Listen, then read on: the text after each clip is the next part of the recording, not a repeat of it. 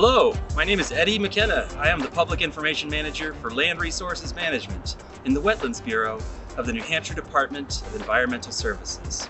If you are an agent or a homeowner in the planning and design phase of a proposed project that involves excavation, fill, dredge, removal, and/or construction of structures in or on any bank, flat, marsh, or swamp, in or adjacent to wetlands and water bodies, a state permit or authorization is likely required.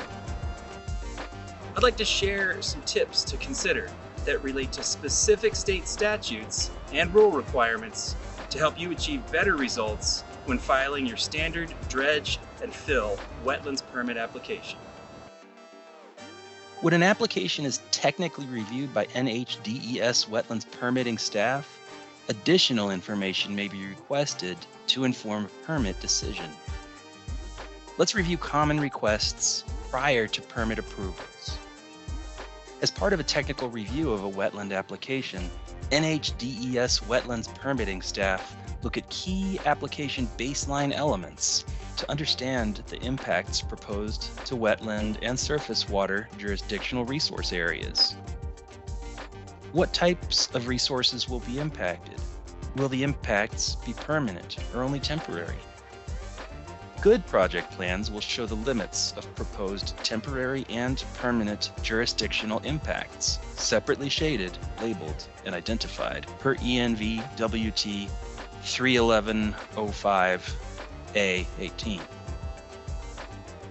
It is important for us to understand baseline information such as impact type, impacted jurisdictional wetlands or surface water resources, impact location, impact size, etc. NHDES wetlands application reviewers are looking for what is provided in this example. The Certified Wetland Scientist, or CWS, a consultant qualified to delineate and evaluate wetland areas, included a legend that corresponds with the shaded temporary and permanent wetland impacts.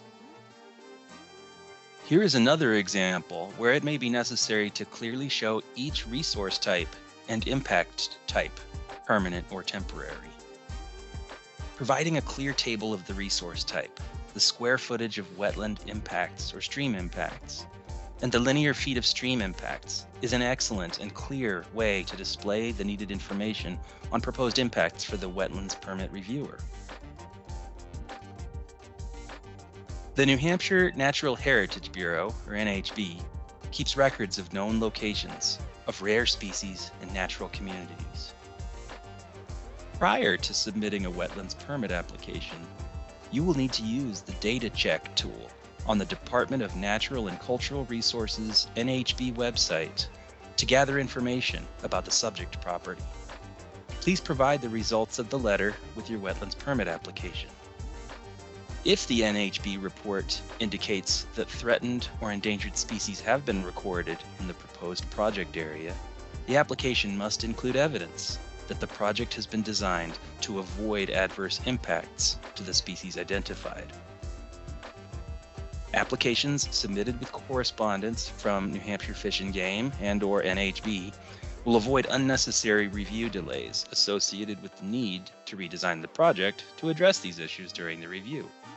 New Hampshire Fish and Game correspondence often includes email chains with recommendations. Photo documentation is needed to illustrate existing site conditions, overviews of wetlands, functions, and values, and further insights on avoidance and minimization in the proposed design.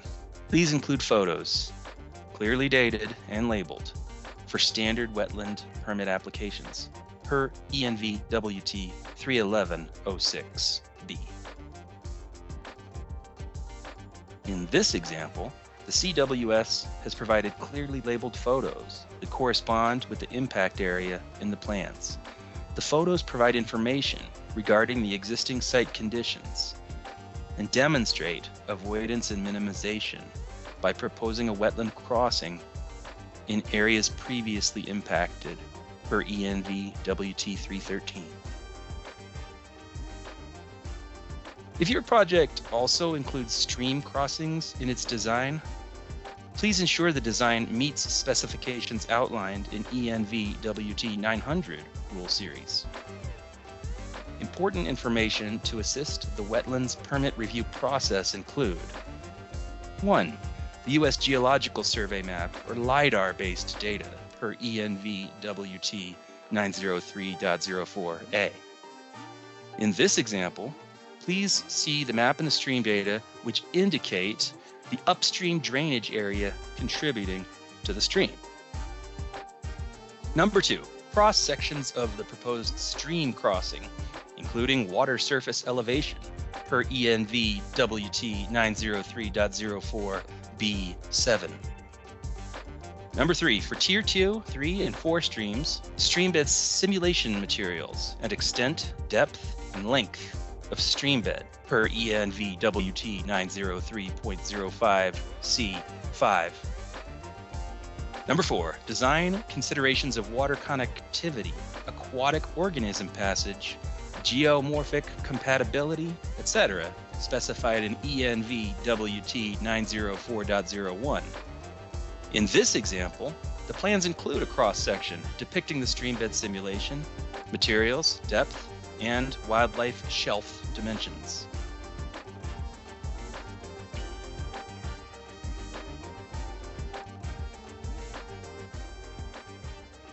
In land resources management, we value processing permit application packages promptly and consistently.